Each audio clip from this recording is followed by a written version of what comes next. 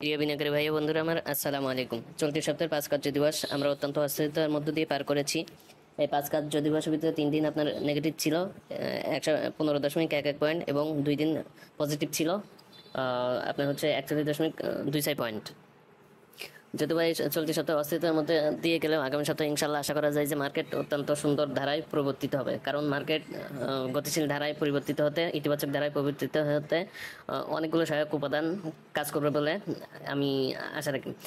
এর মধ্যে অন্যতম হচ্ছে আপনার হচ্ছে ইউএসের ফেডের সুদ হার কমানো, আপনার হচ্ছে গত 2 বছর ভিতরে আপনার ট্রেজারি বন্ডের সুদের হচ্ছে আপনার সিঙ্গেল ডিজিটে নেমে আসা, অর্থাৎ 9.88 পয়েন্ট।